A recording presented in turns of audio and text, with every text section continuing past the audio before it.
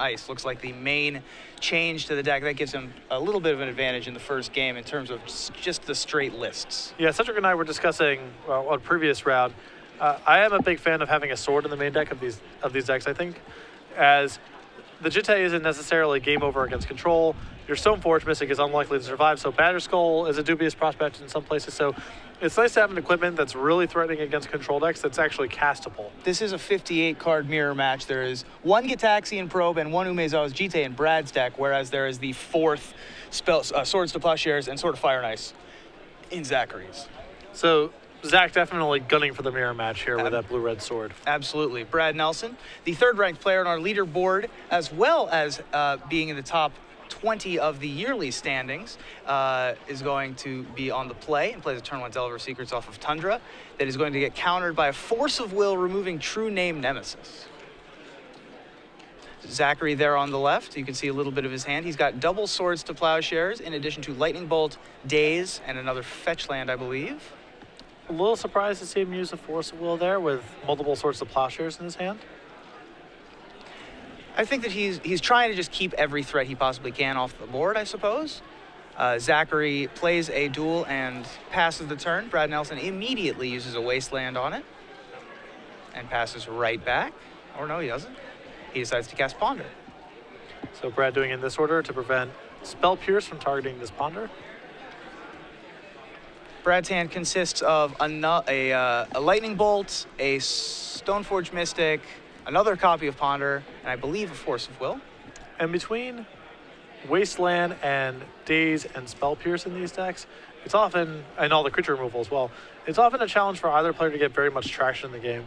And also both players will spend a reasonable portion of the game missing a color of mana. Even if they are making their land drops, it's fairly easy for these decks with Wasteland to keep someone off of one of their colors of mana. Yeah, they only have so many colored sources in the deck.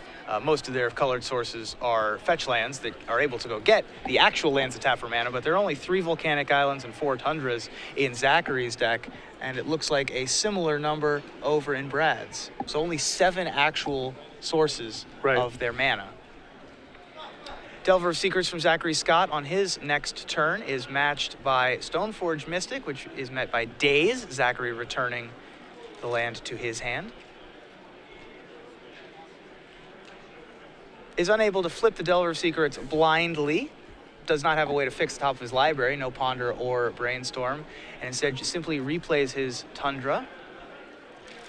Tundra for Brad Nelson means that those 3 Tundras produce True Name Nemesis, naming Zachary Scott. We've had a couple of interesting True Name Nemesis situations pop up throughout the day. One of my favorites was watching over the shoulder as Tabernacle of Pendrell Vale and True Name Nemesis provided some interesting rules interactions that didn't actually end up turning out for the True Name Nemesis player, but just interesting things to think about. And you can see why Brad was willing to run that Stoneforge Mystic last turn into a potential Daze, as he was trying to bleed out a Daze.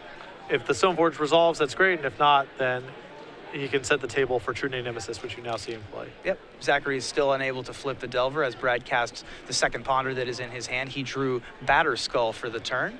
Brad appears to be happy with the top of his deck, finds another fetch land that's going to bring down that Batterskull in short order, I would imagine. He also has another Brainstorm in his hand to turn it into a Braincestral Recall, as Adrian Sullivan always used to say.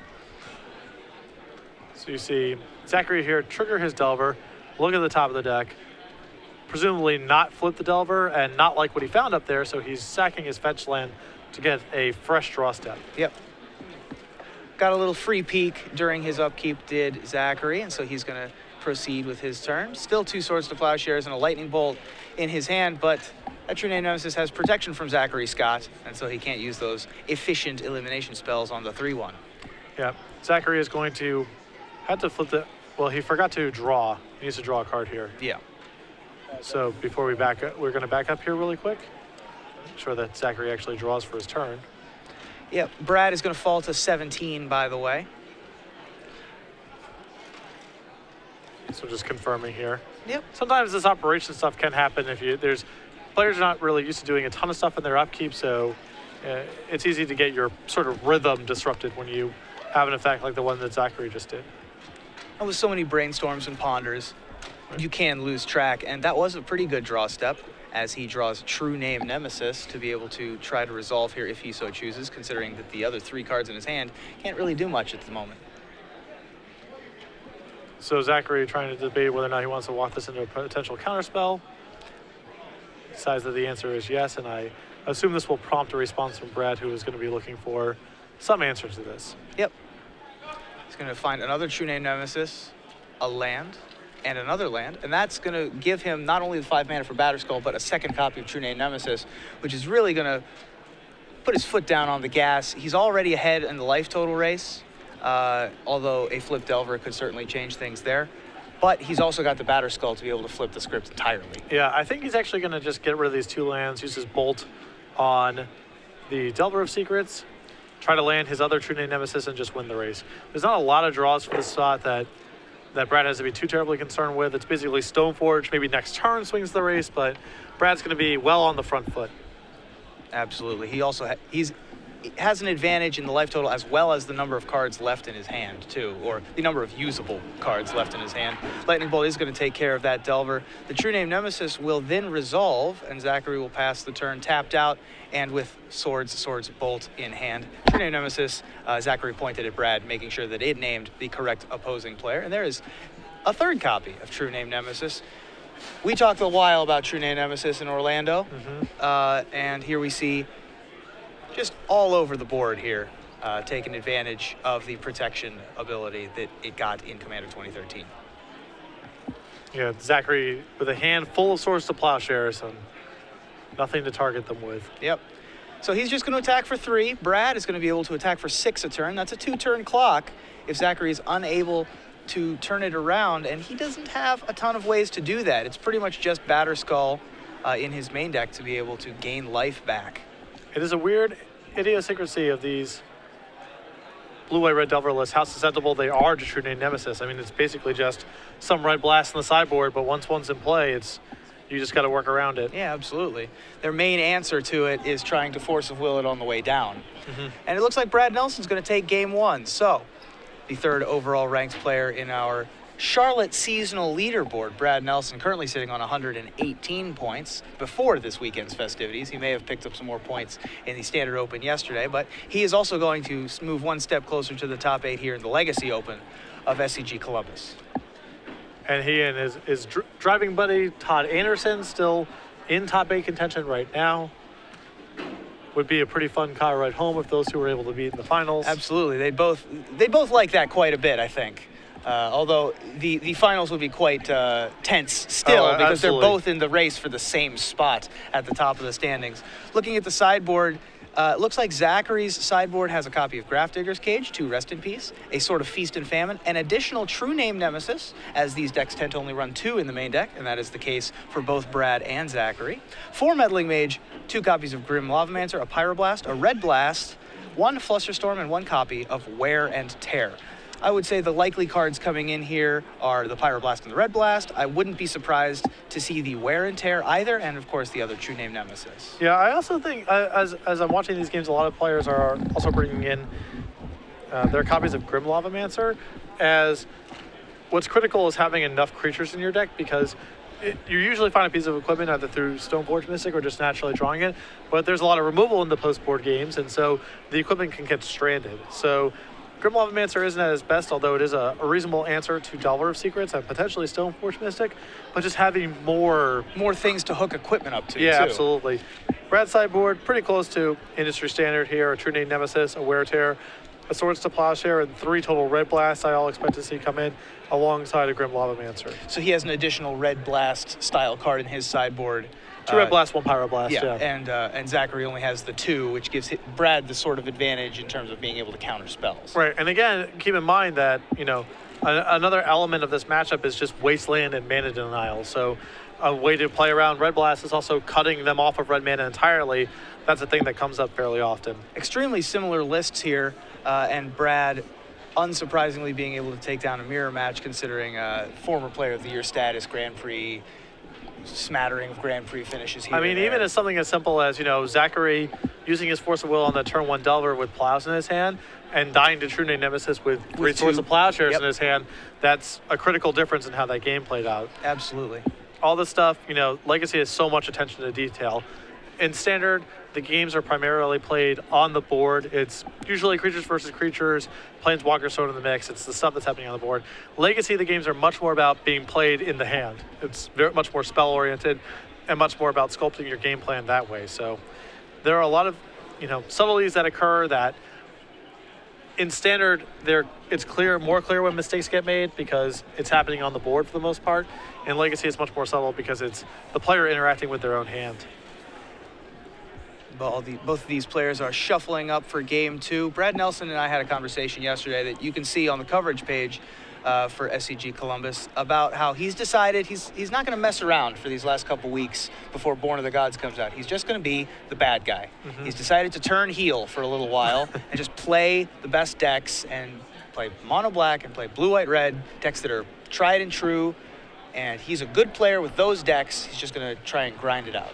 So Zachary draws up a reasonable but land-heavy hand of 4 lands, Grim Lavamancer, Pyroblast, and Swords to Plowshares. Crucially, he does have the 2 fetch lands to be able to activate that Grim Lavamancer should he need to against an opposing Delver of Secrets on the other side of the board. Brad's hand, meanwhile, looks like I see 2 copies of Red Elemental Blast. Did I see that right? Nope. There's 1 Lightning Bolt and 1 Red Blast in addition to Brainstorms and 2 Brainstorms and a fetch land. Yeah, and these are the type of hands that Brad is keeping right now that are very susceptible to Wasteland. Absolutely. He's able to dig his way out of a lot. As you also see, he does have the Batter Skull in his hand that he's going to try to Brainstorm away with the fetch land, but this hand is very susceptible to a Wasteland. Zachary's going to lead things off with Grim Lavamancer off of Arid Mesa into Volcanic Island. So Brad is going to be able to untap. He finds himself a Wasteland. Brad has himself some choices here. He can go with the turn 1 Delver, or he can try to Wasteland Zachary, see if he's kept a land light hand as well, but Brad is going to go with the Delver. And as I mentioned, Zachary does have the second copy of a fetch land in his hand, so he's going to be able to pick off that Delver pretty much immediately.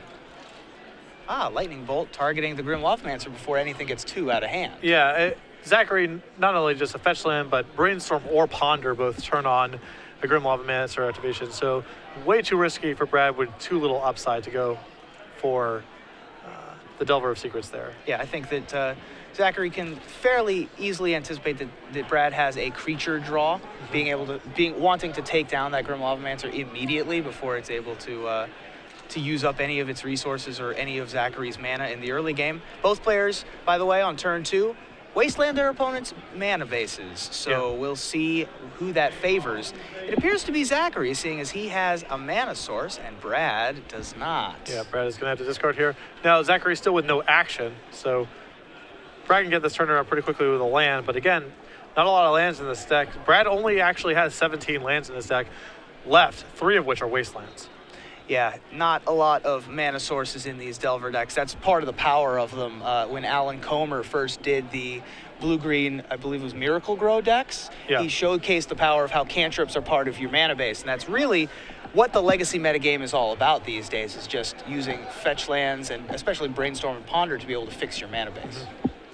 It is an unfortunate element of these Blue Tempo Mirror sometimes where one or both players are rendered incapable of casting spells. Brad sees himself in that spot right now, but Zachary is still not able to capitalize. Yep, fortunately for him, Zachary just with answers and no questions to pose just yet, although he is producing himself quite the mana base.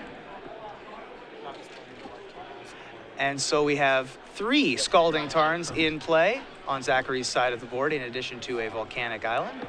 Brad with just a handful of spells, as it appears. Those dazes aren't going to be particularly useful as Zachary keeps hitting land drops.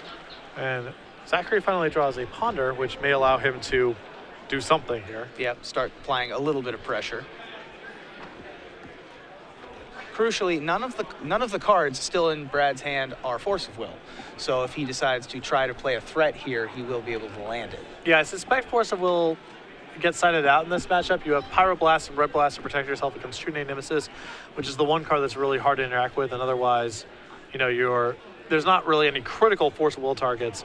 Yes, Stoneforge Mystic Matter sometimes, but you have a lot of removal. Same thing with Delver. Yeah, 2-for-1s are not something, you don't want to be 1-for-2ing yourself in this matchup, as many of the cards in the deck will punish you heavily for doing so. Brad finds a Wasteland, as you had mentioned, one of the few lands remaining in his deck that taps for mana. Unfortunately, colorless not exactly what he's looking for, but he will keep it in play in case he's able to use it later to cast a Stoneforge Mystic. Meanwhile, Zachary plays out land number 5 with a hand full of lands still, 3 lands in addition to 3 kill spells. And Brad has just picked up Misty Rainforest, so he might be able to get the ball rolling here a little bit. Yep. In the battle of questions versus answers, we have the ability to finally start asking a couple questions. And so Brad is going to see if he can resolve probably Delver of Secrets here.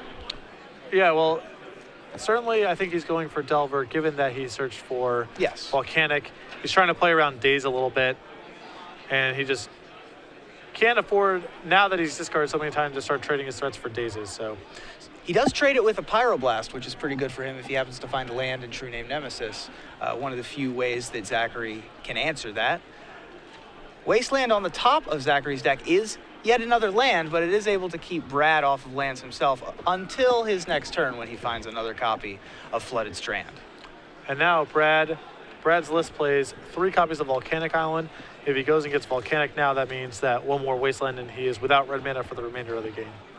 Yep, that's going to be pretty dangerous, but he's going to do it anyway, it looks like. Still thinking it over before he decides to do so. And this almost certainly means yet another Delver of Secrets coming down. I believe he has a Lavamancer in his hand as well he might want to deploy, but he's going to go with Delver. Yep, he just wants to get the pressure on the board. But Zachary has still a couple answers left. He has a copy of Lightning Bolt and a copy of Swords to Plowshares, and so Lightning Bolt is going to light up the Delver of Secrets before Zachary's next draw, which is Spell Pierce. I think that Brad would prefer to just keep trying to play creatures at this point. He does find another Wasteland, so he'll be able to play around Spell Pierce if he wants to play Red Elemental Blast or something along those lines.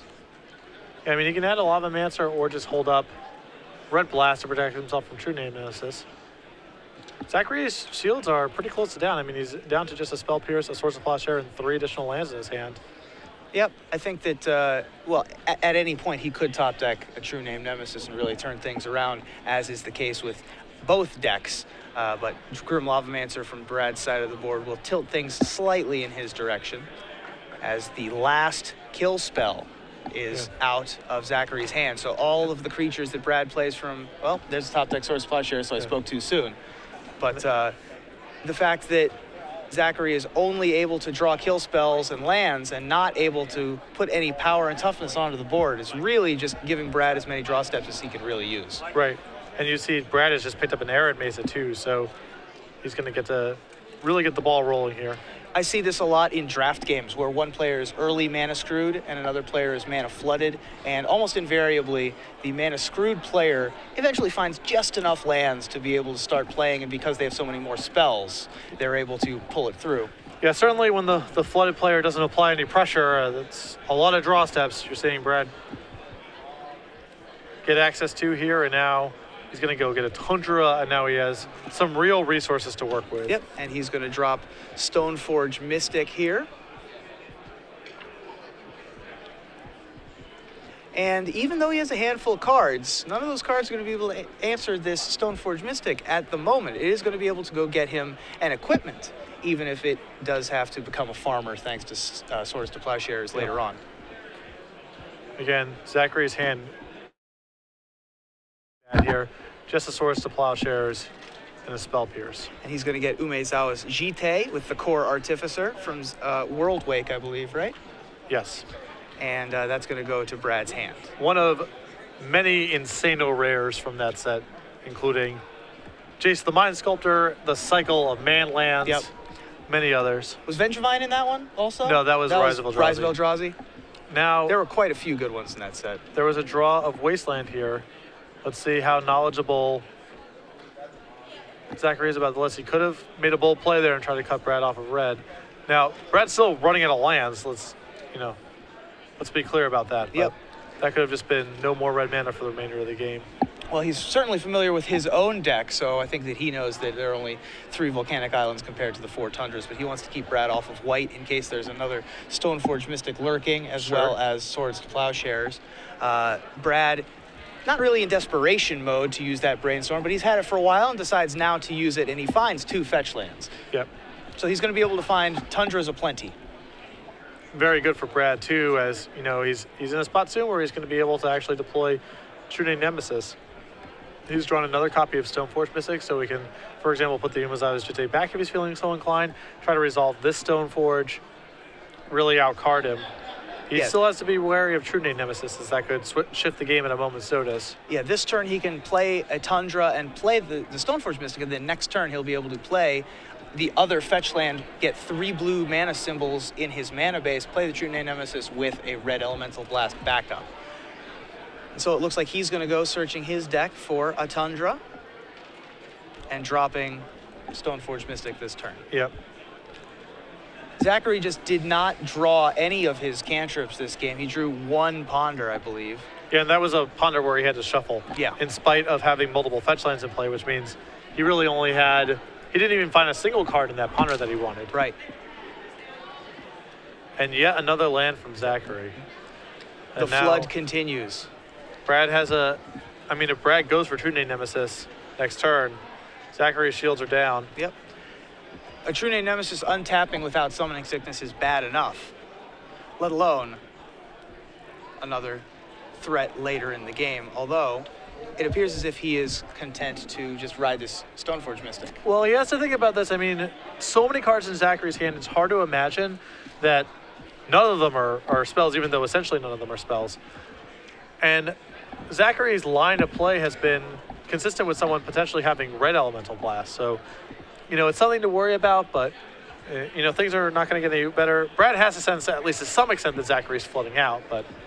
And there is True Name Nemesis. That resolves, and that will name Zachary Scott. In comes Stoneforge Mystic to drop him down to 18. And yet another land.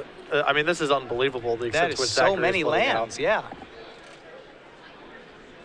Got to be over half the lands in his deck at this point, with 5 in play, 4 in the graveyard, and looks like 4 or 5 in hand as well. Yeah. Not but a Spell Pierce does Zachary have, and Brad is able to continue playing his cantrips. There's a Ponder. And instead, there's a lot of people who would just say, well, why wouldn't you just play Jitte and put it on your guy? And again, Brad's in a position where it's hard to imagine Zachary's hand actually is what it is. So he has to be assuming it's very realistic wear tears in his hand right now. Because what else could it be? Right. It's really hard to guess that it's actually 5 lands in a Spell Pierce. Yeah, among the spells that Zachary couldn't have casted yet, I guess, would be, there wasn't a great opportunity for Daze, I suppose. Yeah, we're not talking about very much. So yeah. And so in comes the 1-2 alongside the 3-1, and Zachary falls to 14. Brad's probably just going to sit back on it at this point, sitting behind Force of Will, with no blue cards in his hand, as well as Lightning Bolt, Red Blast, and Swords to Plowshares. So he's able to answer pretty much any creature that Zachary seems to be able to find, although his lines are getting pretty thin as he finds Sword of Fire and Ice on top of his library. Yeah.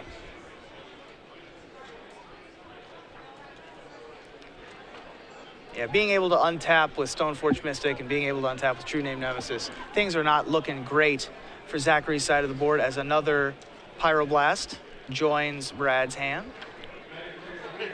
Again, I think Brad's trying to be careful about a potential wear tear here. Because he has to be worried about Zachary drawing and casting True Name Nemesis. There's a huge incentive for him to keep red mana up for his Pyroblast and his red Elemental Blast. And when Zachary's line of play and all the cards in his hand right now are consistent with the possibility of there being wear tear, I think Brad is loath to deploy the equipment, assuming he has anything else reasonably efficient to do with his turn. Yeah, but getting in for 4 isn't that much better than getting in for 3, and so Brad's probably going to sneak in this Jitte at the end of Zachary's turn, so he'll only get in for 3 to drop Zachary to 11. Finally, a Ponder off the top. Yeah. That's something. And this might be worth red blasting here, as again, Brad has to suspect there's just nothing going on there. just start countering the draw spells so that he can't dig his way out. Well, there's a couple things. One is you're at a risk of losing red mana for the remainder of the game at any time because of Wasteland, so there's some incentive there. B, you can't cast multiple red elemental blasts in a single turn, so you want to be spacing out over the course of several turns, deploying all your red blasts. Yep. And so after the Ponder, Zachary simply passes, and in sneaks the Jite. So do you think Brad just brought out the Jite for funsies, or you think he's going to try to equip it this turn? I think he's going to go for an equip. I mean, he wouldn't have cast it otherwise. He still could play, keep up Pyroblast mana and play around Spell Pierce if he wanted to, but okay, I guess he's still content to do exactly just that. Yeah, I don't think that equipping the Jite doesn't speed up the clock that much. Right, because he still wins the next turn with Lightning Bolt and an attack for 4. Right. So from 11, Zachary falls to 7, finally finds himself a Stoneforge Mystic. And actually, that is going to resolve, although it's not really going to help things too much, is it? He might be able to cast the Batterskull that he finds. Oh, he can play a land and sack his fetch lands, and yeah. I mean his go to 4 or 3. Actually, he's flooded out badly enough that it's possible his fetch lands have nothing left to find. Yeah. Good point. I'd have to look at the contents of his graveyard there to see if he could do that, because he does have 2 more duels in his hand. What a really strange game. Absolutely. Not how we drew it up when we designed Blue, White, Red Delver. Typically in games in which you get flooded, you can fix your hand a little bit if you draw a Brainstorm and then sort of, piece together, cobble together a reasonable hand. But instead, the flood just kept on coming for Zachary. And so Stoneforge Mystic is on the battlefield. He may choose to try to equip the sword, but Swords to Plowshares is going to take care of the Stoneforge Mystic before it can get in any attacking, blocking, or viling in of artifact duties. And that's going to be it. So, Zachary Scott, the victim of some unfortunate draw steps, as well as the victim of a former Player of the Year, Brad Nelson.